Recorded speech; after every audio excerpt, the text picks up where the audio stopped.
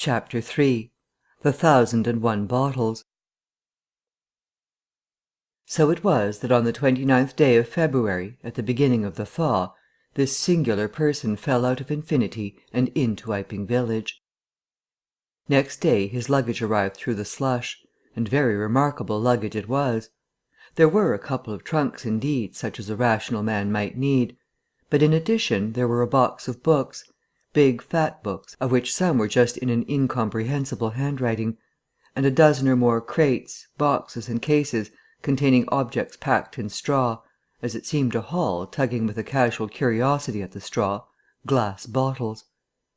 The stranger, muffled in hat, coat, gloves and wrapper, came out impatiently to meet Fearenside's cart, while Hall was having a word or so of gossip preparatory to helping bring them in.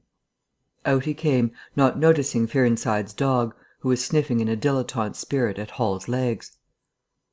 "Come along with those boxes," he said. "I've been waiting long enough." And he came down the steps towards the tail of the cart as if to lay hands on the smaller crate. No sooner had Fearenside's dog caught sight of him, however, than it began to bristle and growl savagely, and when he rushed down the steps it gave an undecided hop, and then sprang straight at his hand. "Whoa!"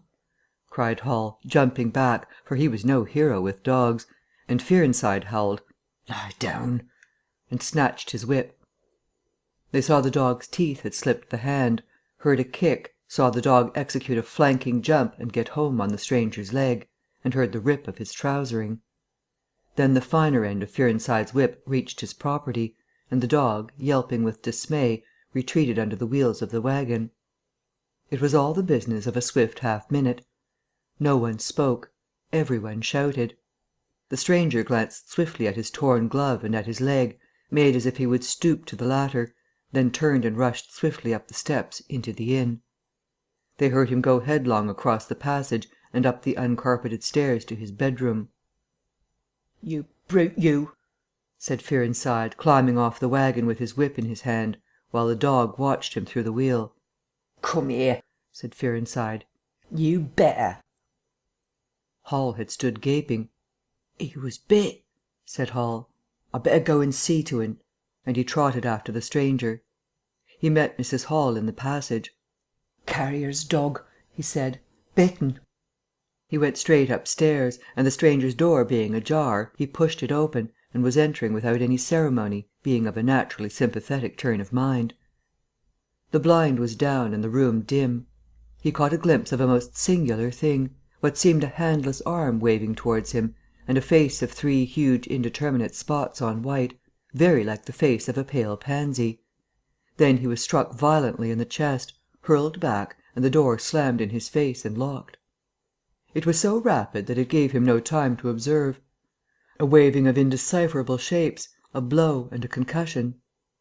There he stood on the dark little landing, wondering what it might be that he had seen.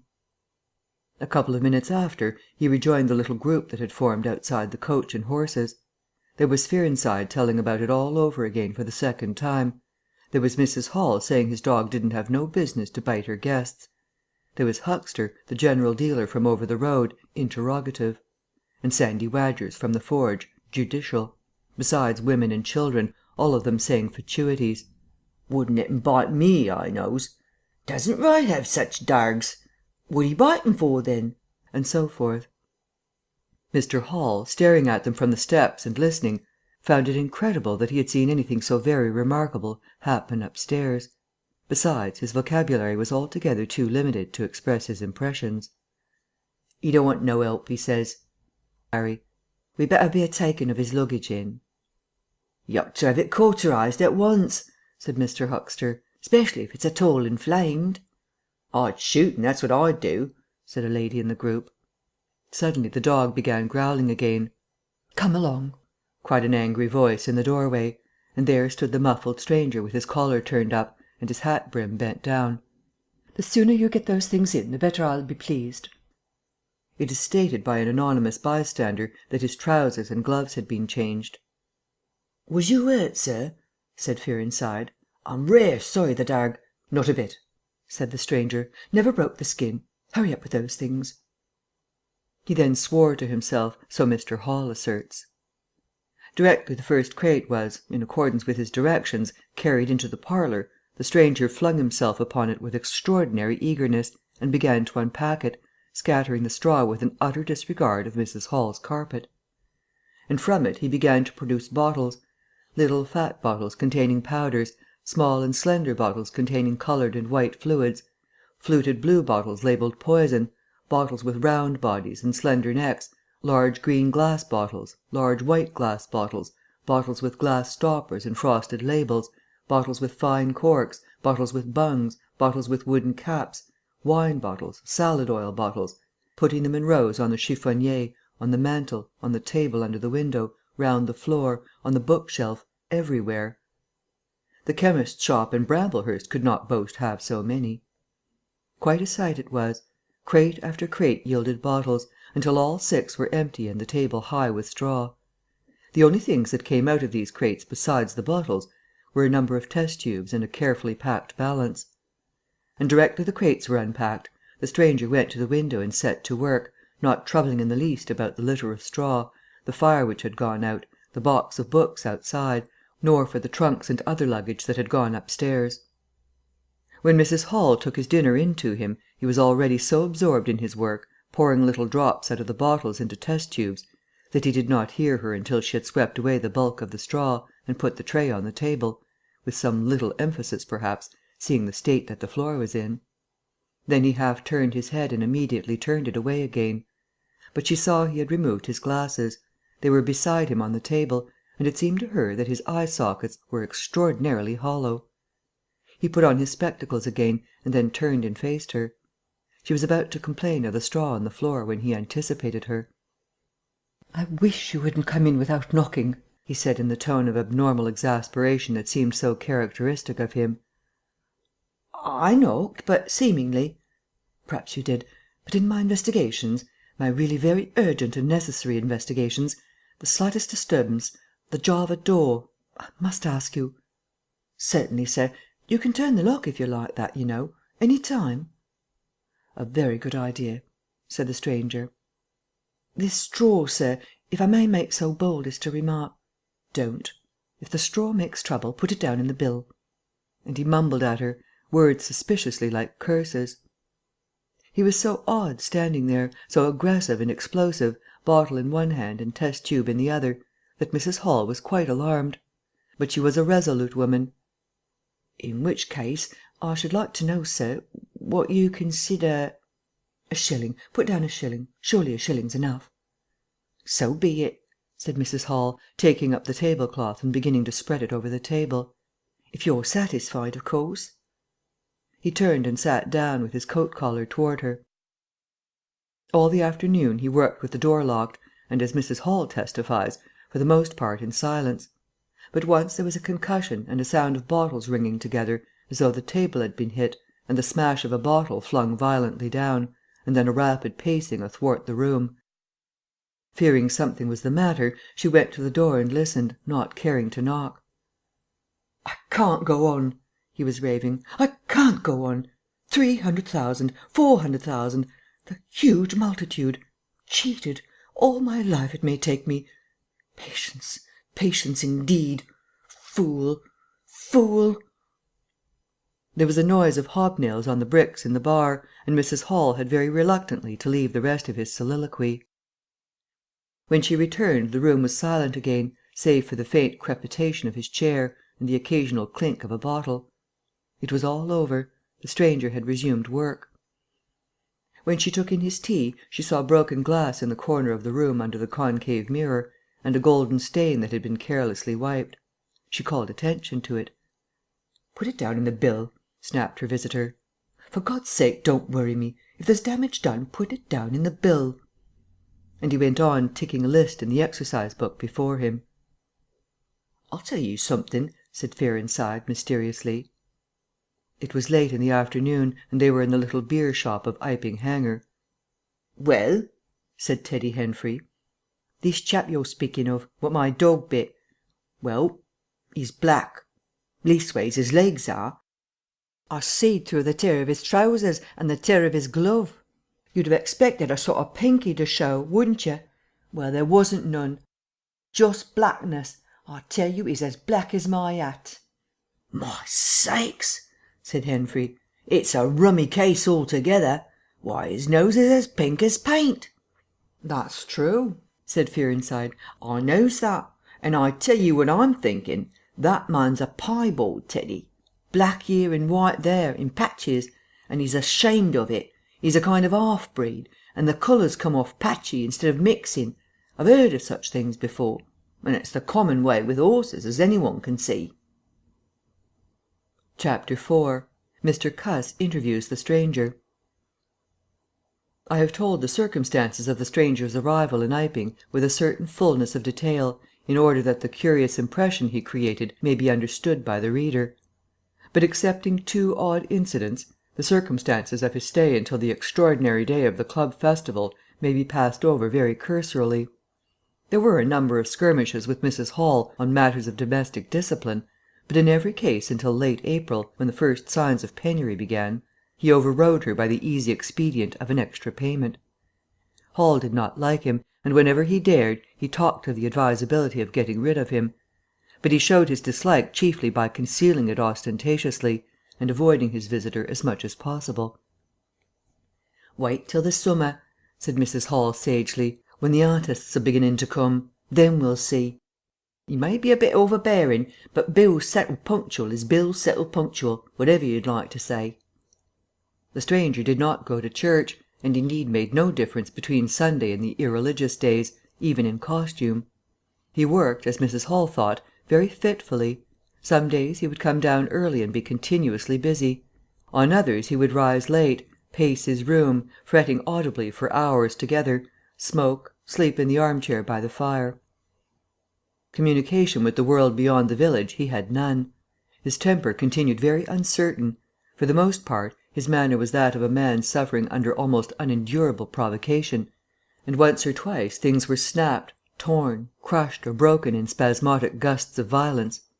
He seemed under a chronic irritation of the greatest intensity.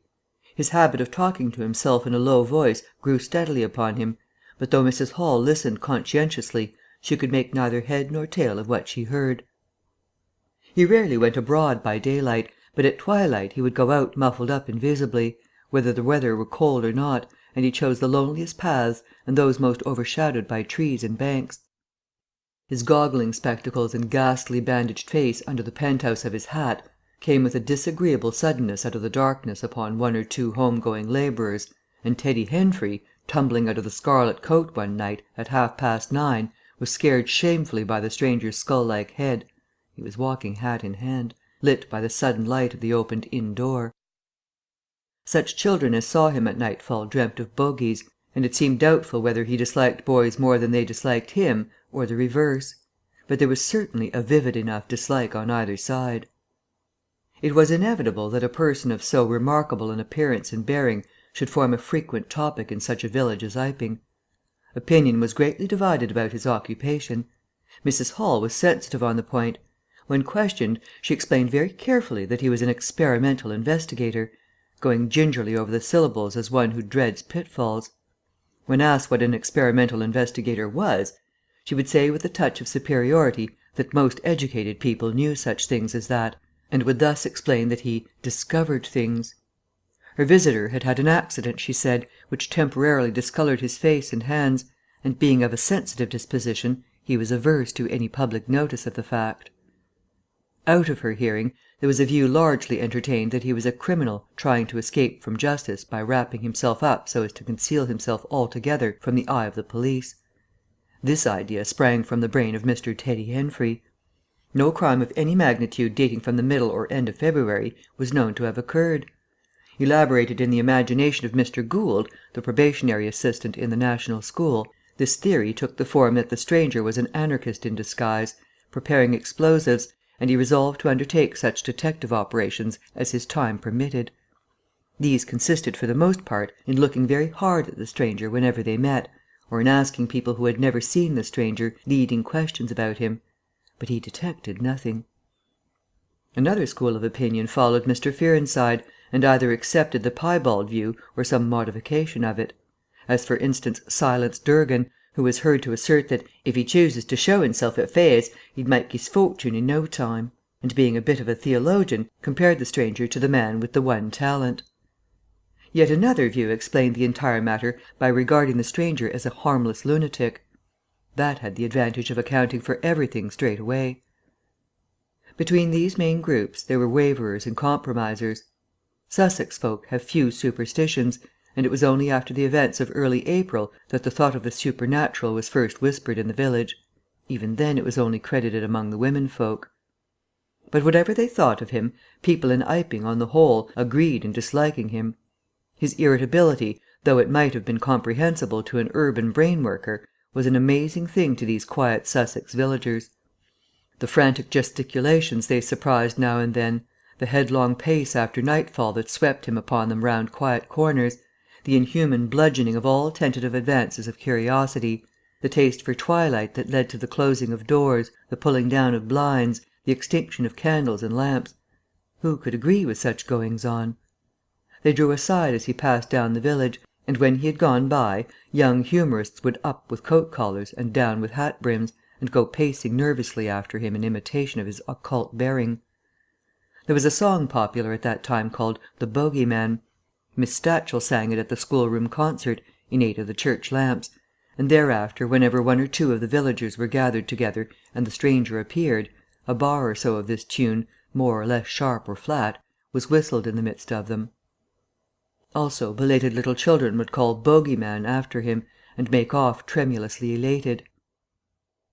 Cuss, the general practitioner, was devoured by curiosity. The bandages excited his professional interest, the report of the 1,001 bottles aroused his jealous regard.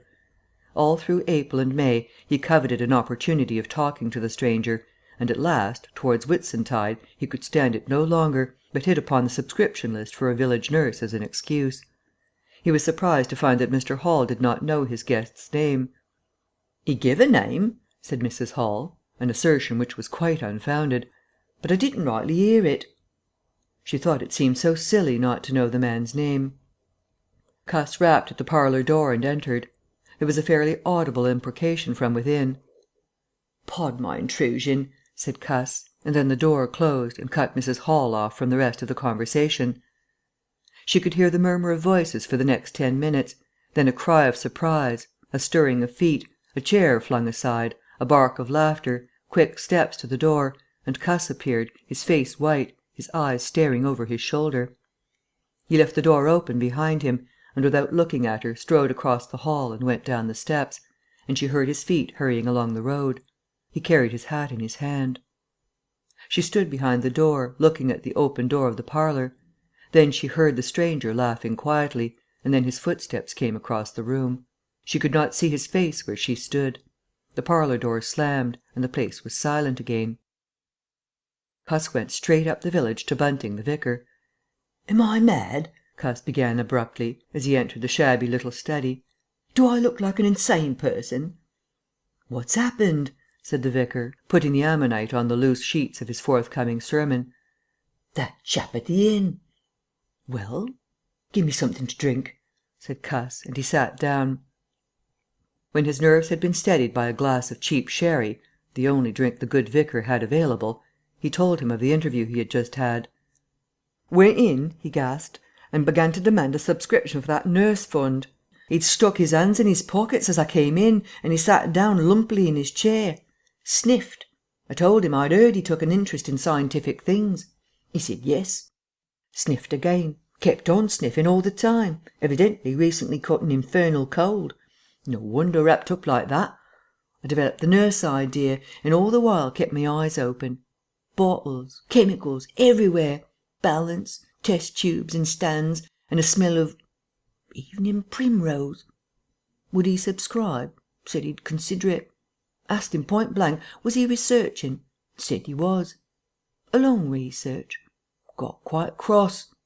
A damnable long research, said he, blowing the cork out, so to speak. Oh, said I, and out came the grievance. The man was just on the boil, and my question boiled him over. He'd been given a prescription, most valuable prescription. What for he wouldn't say. Was it medical? Damn you, what are you fishing after? I apologised. Dignified sniff and cough. He resumed. He'd read it, 5 ingredients, put it down, turned his head, draught of air from window lifted the paper, swish, rustle. He was working in a room with an open fireplace, he said, saw flicker, and there was the prescription burning and lifting chimneyward. Rushed towards it just as it whisked up the chimney. So, just at that point, to illustrate his story, out came his arm. Well, no hand, just an empty sleeve. Look, I thought, that's a deformity. Got a cork arm, I suppose, and has taken it off. Then I thought, there's something odd in that. What the devil keeps that sleeve up and open if there's nothing in it? There was nothing in it, I tell you. Nothing down it, right down to the joint. I could see right down it to the elbow, and there was a glimmer of light shining through a tear of the cloth. Good God, I said. Then he stopped, stared at me with those black goggles of his, and then at his sleeve. Well, that's all. He never said a word, just glared and put his sleeve back in his pocket quickly. I was saying, said he, that there was the prescription burning, wasn't I? Interrogative cough. How the devil, said I, can you move an empty sleeve like that? Empty sleeve? Yes, said I, an empty sleeve. It's an empty sleeve, is it? You saw it was an empty sleeve. He stood up right away. I stood up too. He came towards me in 3 very slow steps and stood quite close. Sniffed venomously. I didn't flinch, though I'm hanged if that bandaged knob of his and those blinkers aren't enough to unnerve anyone coming quietly up to you. You said it was an empty sleeve, he said. Certainly, I said. At staring and saying nothing, a barefaced man, unspectacled, starts scratch. Then very quietly he pulled his sleeve out of his pocket again and raised his arm towards me as though he would show it to me again. He did it very, very slowly. I looked at it. Seemed an age. Well, said I, clearing my throat, there's nothing in it. I had to say something. I was beginning to feel frightened. I could see right down it. He extended it straight towards me, slowly, slowly, just like that, until the cuff was 6 inches from my face. Queer thing to see an empty sleeve come at you like that. And then, well, something exactly like a finger and a thumb it felt, nipped my nose. Bunting began to laugh. There wasn't anything there, said Cuss, his voice running up into a shriek at the there. It's all very well for you to laugh, but I tell you I was so startled I hit his cuff hard and turned round and cut out of the room. I left him. Cuss stopped. There was no mistaking the sincerity of his panic. He turned round in a helpless way and took a second glass of the excellent vicar's very inferior sherry. When I hit his cuff, said Cuss, I tell you it felt exactly like hitting an arm. And there wasn't an arm. There wasn't the ghost of an arm. Bunting thought it over. He looked suspiciously at Cuss. It's a most remarkable story, he said. He looked very wise and grave indeed. It's really, said Mr. Bunting with judicial emphasis, a most remarkable story. End of chapters 3 and 4. He went straight upstairs, and the stranger's door being ajar, he pushed it open, and was entering without any ceremony, being of a naturally sympathetic turn of mind. The blind was down and the room dim. He caught a glimpse of a most singular thing, what seemed a handless arm waving towards him, and a face of 3 huge indeterminate spots on white, very like the face of a pale pansy. Then he was struck violently in the chest, hurled back, and the door slammed in his face and locked. It was so rapid that it gave him no time to observe. A waving of indecipherable shapes, a blow and a concussion. There he stood on the dark little landing, wondering what it might be that he had seen. A couple of minutes after, he rejoined the little group that had formed outside the coach and horses. There was Fearnside telling about it all over again for the second time. There was Mrs. Hall saying his dog didn't have no business to bite her guests. There was Huxter, the general dealer from over the road, interrogative. And Sandy Wadgers from the forge, judicial. Besides women and children, all of them saying fatuities. Wouldn't let 'em bite me, I knows. Doesn't right have such dargs. What he biting for, then? And so forth. Mr. Hall, staring at them from the steps and listening, found it incredible that he had seen anything so very remarkable happen upstairs. Besides, his vocabulary was altogether too limited to express his impressions. "'E don't want no 'elp," he says. "'Arry, we'd better be a takin' of his luggage in." "'You ought to 'ave it cauterized at once," said Mr. Huxter, "'specially if it's at all inflamed." "I'd shoot, and that's what I'd do," said a lady in the group. Suddenly the dog began growling.